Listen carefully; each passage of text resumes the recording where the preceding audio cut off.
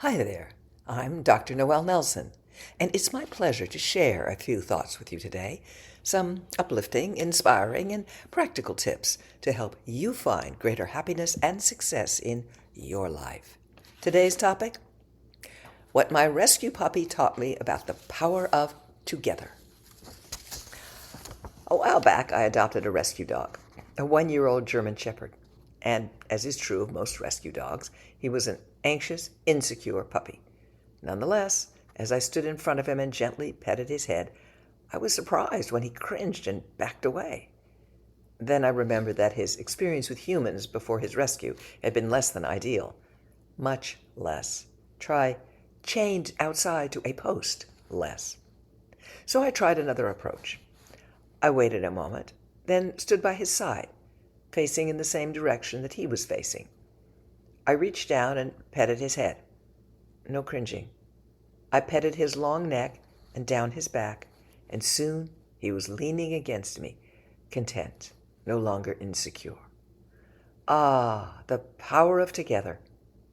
Management studies show that participants who work on a task in separate rooms without visual or any other contact, but are told that they were working together with other participants on the task in questions, worked longer, solved more problems correctly, and felt better at the end of the task than participants who simply worked on a task alone without any mention of together. When I stood next to my dog, my body language said I was his ally, one with him energetically speaking. We were working together, which is something you can do with your partner, your friend, your coworker, your employee, your family, anytime you want to accomplish something that requires someone else's participation. For example, you're at odds with your partner over something.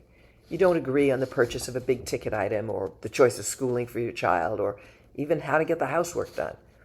Instead of sitting across the table from each other, or worse, yelling across the room at each other, let your body language signal we're in this together. Sit side by side at a table or on the couch. Share a single notepad or tablet on which you both jot down your ideas or fill in the pro and con columns.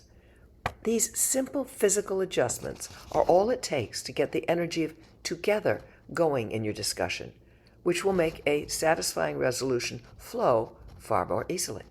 Besides, it's so much more fun to be facing life side by side, pointing in the same direction, don't you think? My dog certainly does.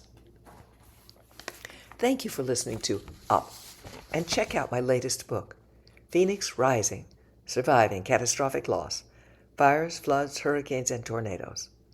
If you'd like more uplifting, inspiring, practical tips and techniques, please visit my website, noelnelson.com. Until next time, be well and take care.